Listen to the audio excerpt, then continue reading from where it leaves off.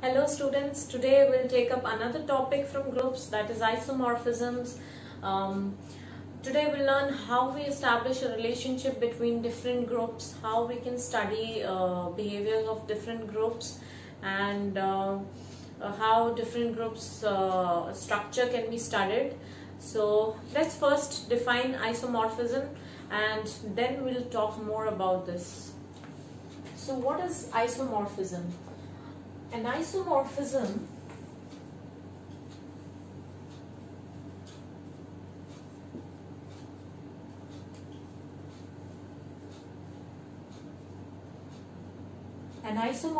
phi is a one-to-one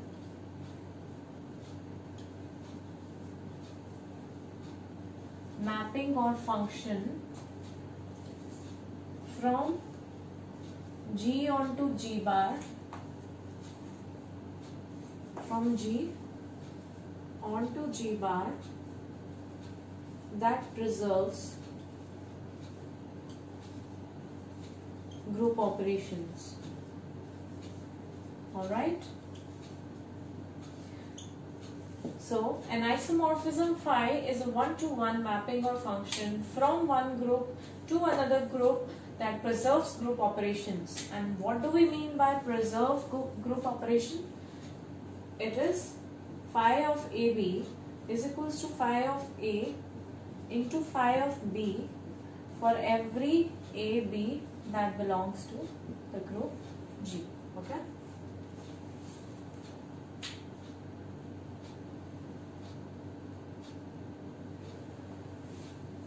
So, it's nothing but a function from G to G bar, 1 1 onto function. Since it's 1 1 and onto, so its inverse exists. Okay, so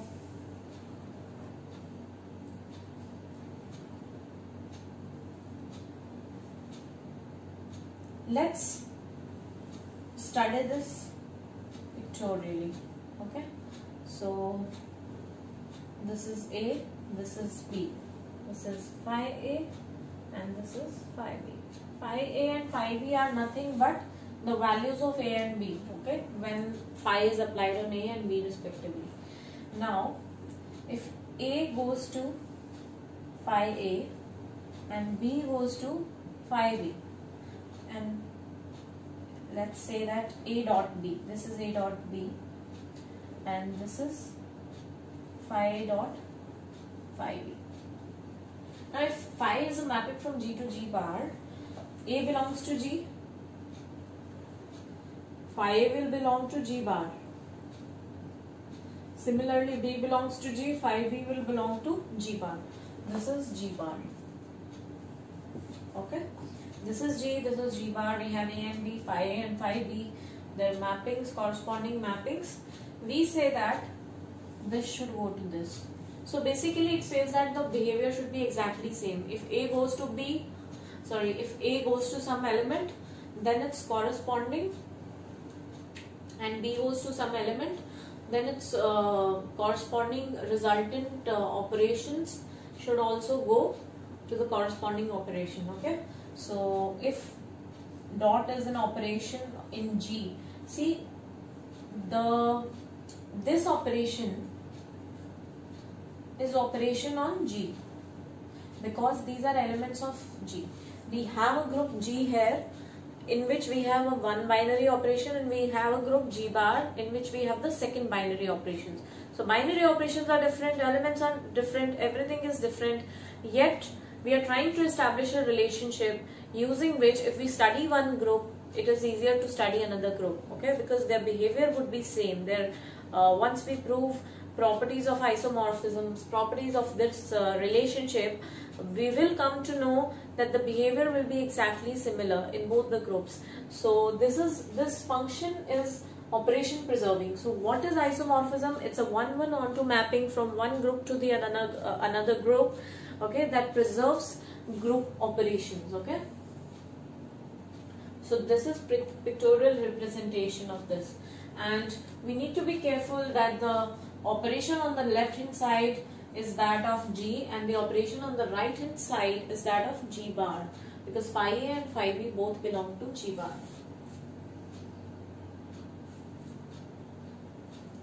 Also, isn't it clear that order of G will be same as order of G bar because it is onto? We always know that for every element in G, for every A in G, we have some value because it's a function. Also, because phi is onto, for every B belonging to G bar, there exists some A belonging to G such that phi of A is B. So for every element in G, we have an element in G bar, and for every element in G bar, we have an element in G. So this implies that the order of these sets is same, the other groups. So to prove that particular two groups are isomorphic, we need 4 steps. Number 1 step is we need to, when we are trying to prove that two groups are isomorphic, what do we need to prove? We just need to find an isomorphism from G to G bar, okay? And then we'll be able to say that G and G bar are isomorphic. And to find an isomorphism, there are 4 steps involved in it. First step is define a candidate.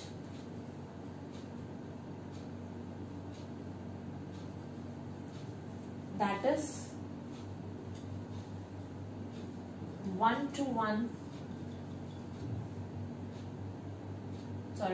define a function, a mapping from G to G bar. It should be a function just. Second, phi is, mapping is denoted by phi. Phi is 1, 1. Third is, phi is onto.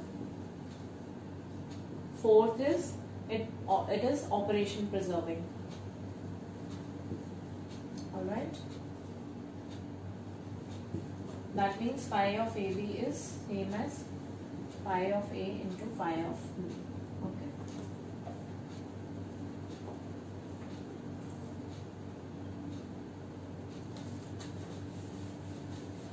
So these are the 4 steps to prove that any two groups are isomorphic. First, find a mapping. That means a function. Second, prove that it is 1, 1. Third, it is onto. Fourth is operation preserving.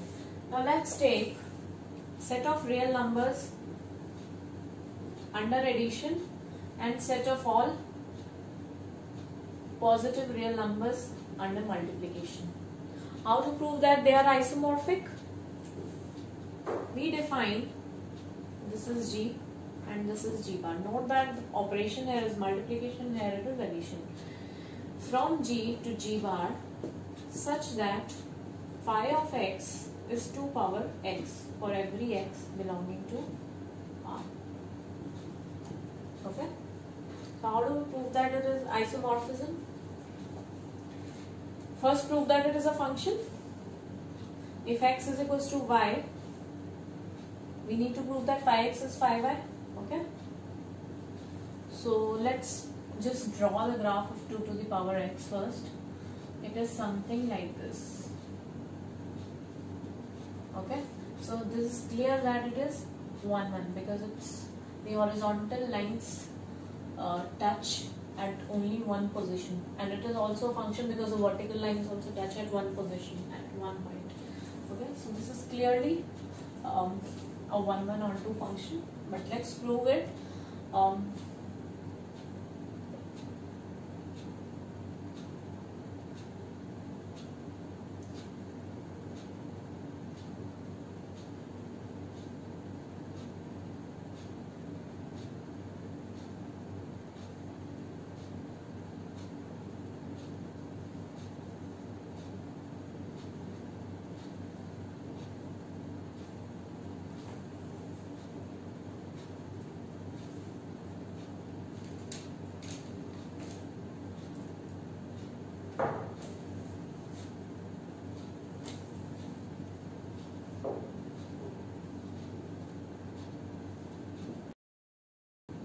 That is quite clear that if x is equals to 5, same power of 2 power x is same as 2 power y. Okay, there's nothing to prove in that. To prove that it is 1 1, apply log on both the sides.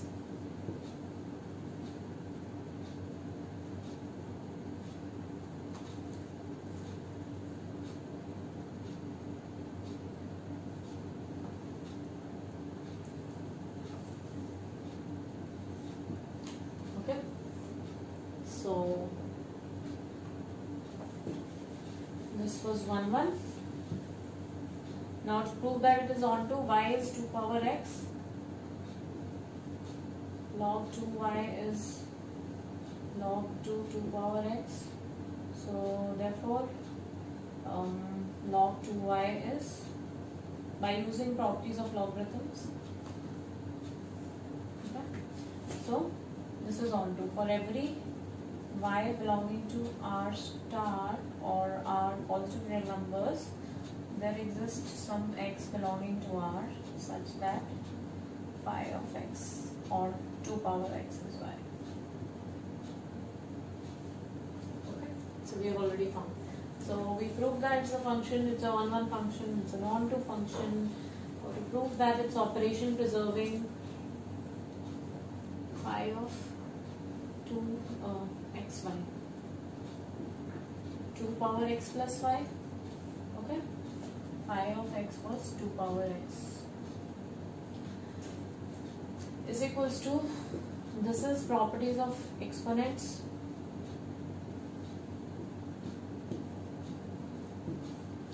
Okay, so this is also operation preserving, and hence G is isomorphic to G bar. Okay, so next example will be less of an example and more of a theorem.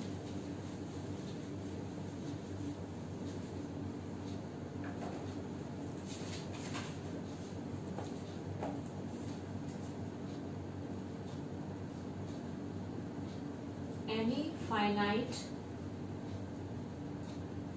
cyclic group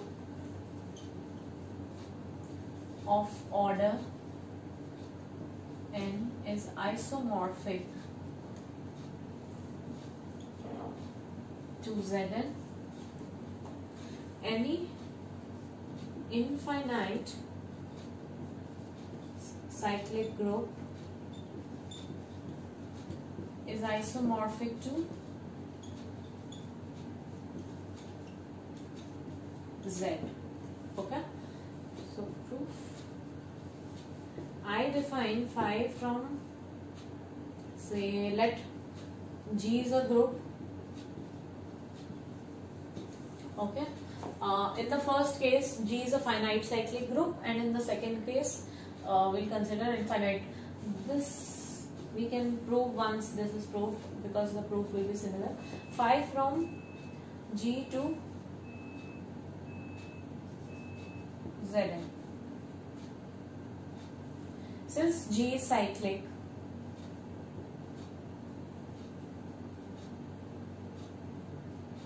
every element is of the form a power k. Because G is cyclic, A is there will be some generator of G, and every element, suppose if A is that generator, then every element is of the form a power k. Now we define phi of a power k is equals to k. This is the mapping. Basically a k goes to k. A power k goes to k. This is the mapping that we are defining. So let's try and prove that this is an isomorphism. If a power k1 is equals to a power k2, we know that in a finite cyclic group of order n, where order of element A is n, these are all distinct elements. Okay, so there is a separate proof for this. that we'll discuss under cyclic groups, but for now these are all distinct elements. Okay, after that, after the step, the elements start repeating because a power n is identity. If order, because a power n is identity, since order of a is n, so a power n is identity, a power n plus 1 is a power n plus 2 is a square, and so on. Okay, so elements start repeating after this step. Just understand it very simply. A power k1 is equal to a power k2. So I am not considering powers higher than k1 or higher than n, because they are similar to these first n parts. Okay, so where k1, say k1 is strictly less than k2, consider any two different elements of this set, and k1 comma k2, both of them lie between n minus 1. Okay, so a power k1 minus k2 is equals to identity. Now we know that a power n is identity and k1 minus k2 both are less than or equal to n minus 1. This implies k1 minus k2 is equals to 0, because k1 minus k2 is greater than or equal to 0. Since we have considered that k1 is strictly less than, sorry, not strictly, it's less than or equal to.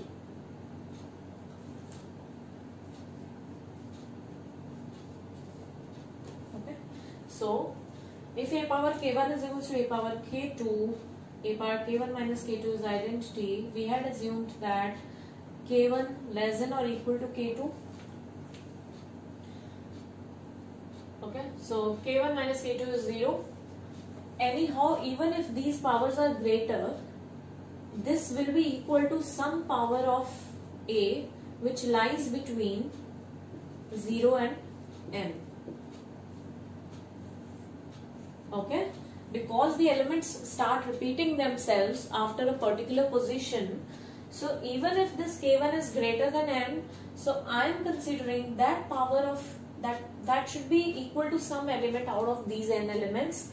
So I am taking that that power of k, so which lies between 0 and n. Similarly, I can take that power of k. Okay, so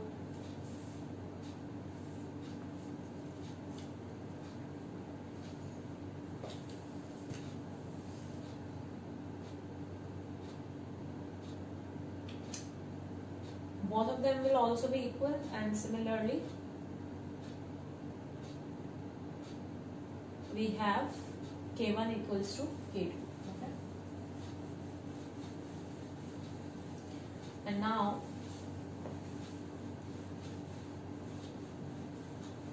this was function. Clearly 1 k1 is equals to k2 implies a power k1 is equals to a power k2. Although there is a theorem that any function defined on a finite cyclic group, if any function defined on a finite set, if it is 1 to 1, then it is on to also as well. So, or vice versa, if it is on to, it's 1 1 as well.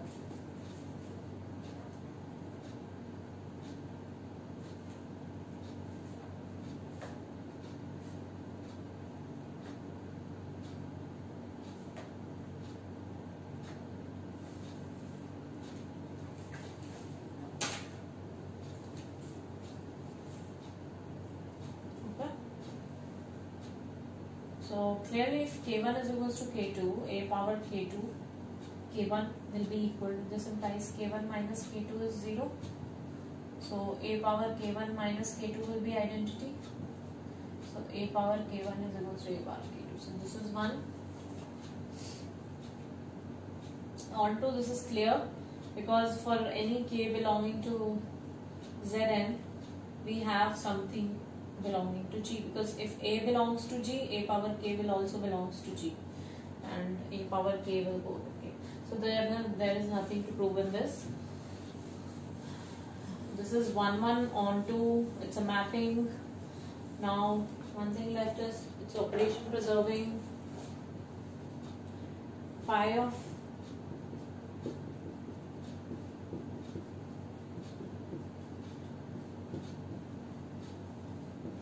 now we need to prove that this is equals to K1 mod n plus K2 mod n. Alright. How? Question mark on this equality. Okay. So let's write K1 as N1 Q1 plus R1, because by division algorithm we have such integers N1 and R1. And Q1 and R1. Okay. K1 mod n. So R1 lies between 0 and n, strictly between less than n. Similarly, K2 is n Q2 plus R2, and this representation is unique. Okay, so K1 plus K2 n Q1 plus Q2 plus R1 plus R2. Now this representation is also unique. This implies K1 plus K2 mod n is equals to R1 plus R2. What is R1? R1 is K1 mod n plus K2 mod of n. Okay, so hence we prove this. So K1 plus K2 mod n is equals to K1 mod n plus K2 mod n. So any finite cyclic group is of order n is isomorphic to Zn, and similarly any infinite cyclic group is isomorphic to Z. For Zn, these are easier to prove. For Z, might be a little complicated.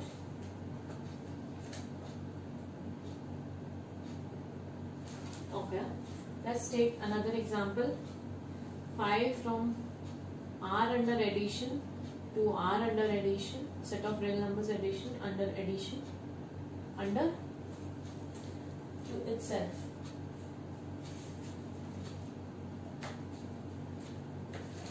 Okay,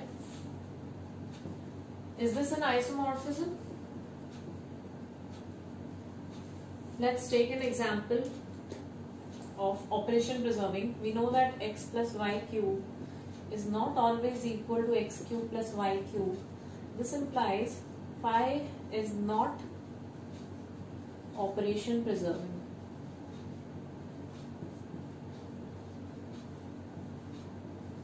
Okay, so phi is not operation preserving.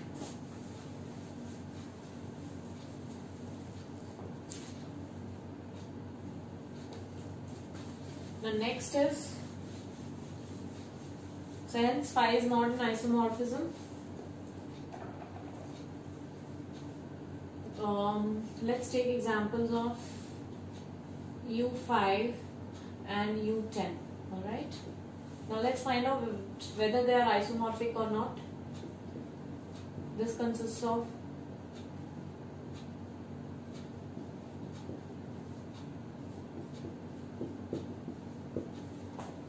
this is Euler's group and its order is phi n. Okay, so 1, 2, 3. Okay, so let's consider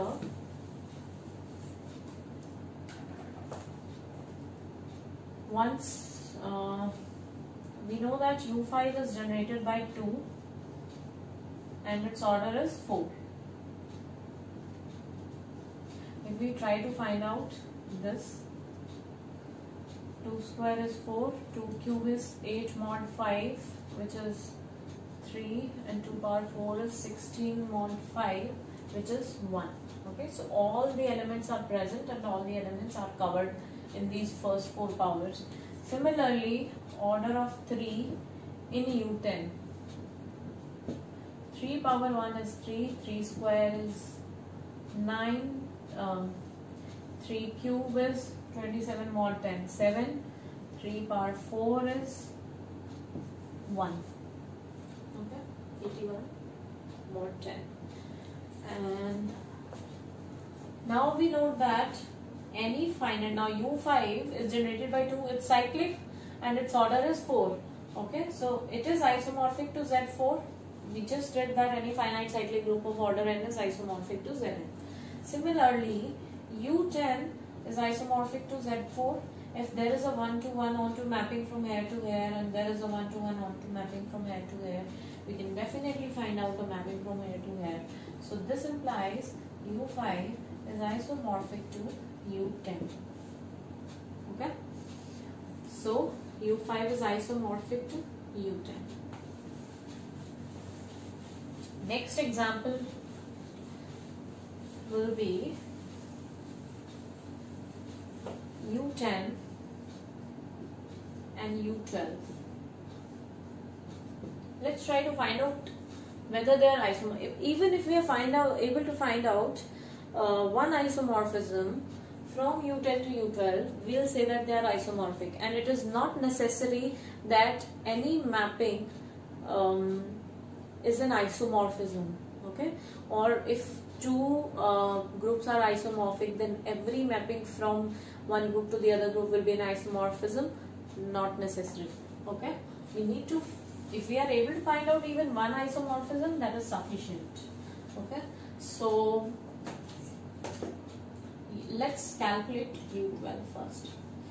1, 2, 3, 4, 5, 6, 7, 8, 9, 10, 11. U10 we just did 1, 3, 7, 9. Okay, so now in U12 there is a speciality. Okay, so let's calculate. 1 square is 1, 5 square is 25 mod 12, 1, 7 square is 49 mod 12, that is 1, 11 square is 121 mod 12, which is 1. So U12 has 4 elements. For U12, x square is 1 for every x belonging to U12. You can calculate x square for each element of U12, so that comes out to be 1. Okay, we know that. Now let, if at all there is an isomorphism, phi is an isomorphism.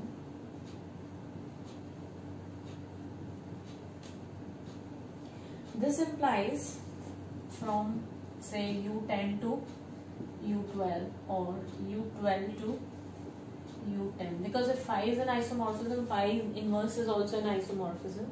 So that will prove later. Phi, yeah.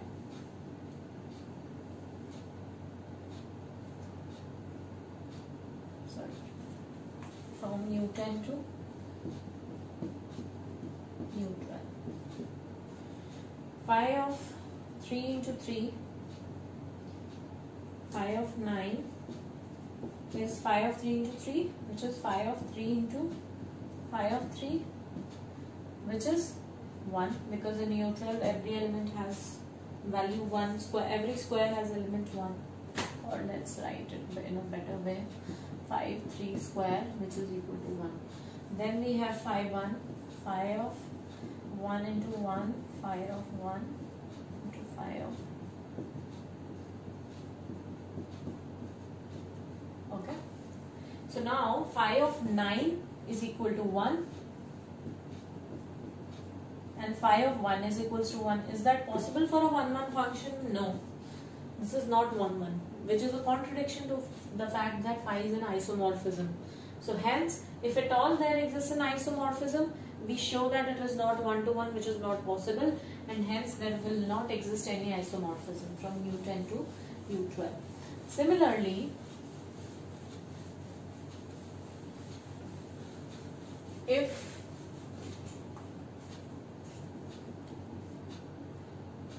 G is set of all rationals under addition, okay, and G bar is set of all non-zero rationals under multiplication. Okay,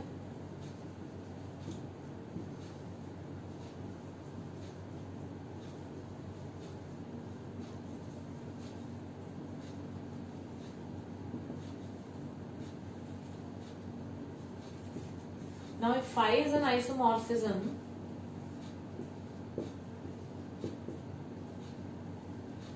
if phi from G to G bar is an isomorphism, and A is a rational number, and note that on the left hand side the operation is addition. Okay, phi of A is phi of A by 2 plus A by 2, or we can say that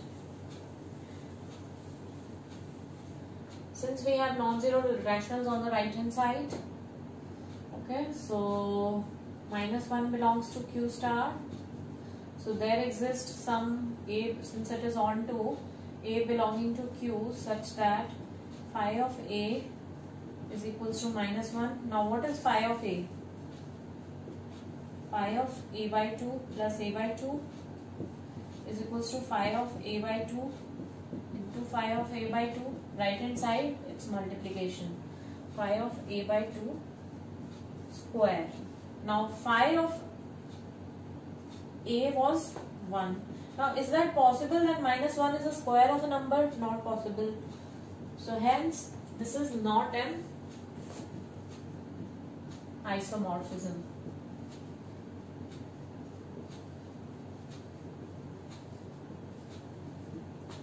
Okay.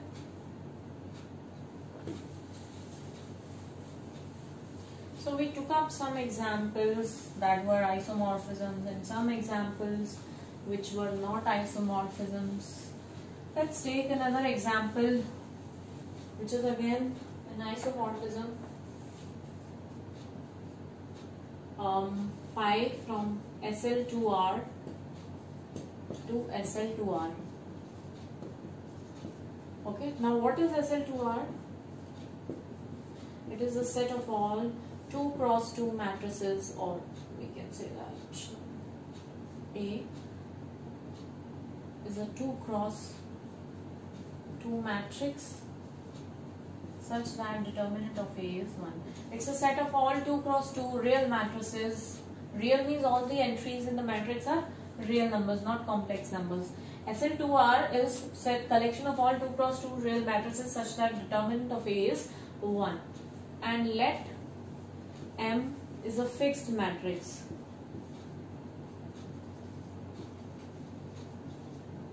Such that order of M is 1. That means M belongs to SL2R. Alright. And if M belongs to SL2R, let's define a mapping from SL2R such that phi of A is equals to MA M inverse. Okay. So I leave up to you to prove that it's a function. That's quite simple. Associativity holds for matrices 1 1. Let's prove M A1 M inverse is equals to M A2 M inverse. Right multiply by M and left multiply by M inverse. You will get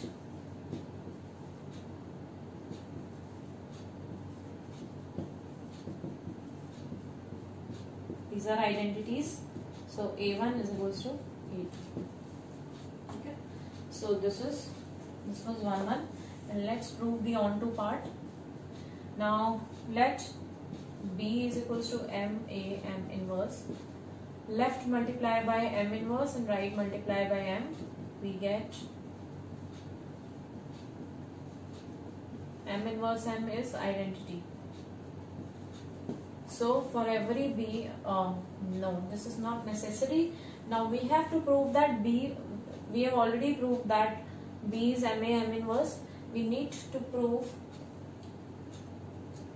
that this matrix also belongs to SL2R. This should belong to this. We have found out that phi of A is B, but at least A should belong to G, to the group. Okay, so for that we need to find out determinant of M inverse Bm. Using properties of determinants, we get its multiplication of these determinants, and that will be 1. And we also know that B belongs to SL2R. Let's not get deeper into this. Use the properties of determinants. B belongs to SL2R because phi is a mapping. To prove that onto B belongs We have assumed that B belongs to SL2R, and then hence its determinant is 1, and determinant of M inverse M. Okay, so operation preserving, that can be proved easily, so I'm leaving it for now. Using the properties of matrices we can prove. Okay,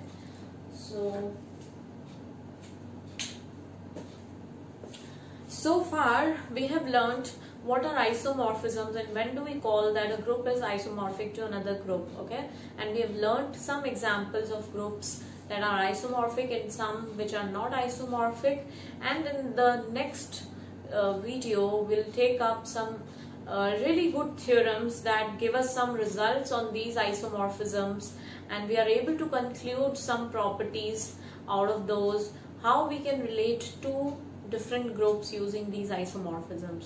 So stay tuned for next videos, and please do watch out these videos so that you're able to clear your concepts and do not miss any video. Thank you.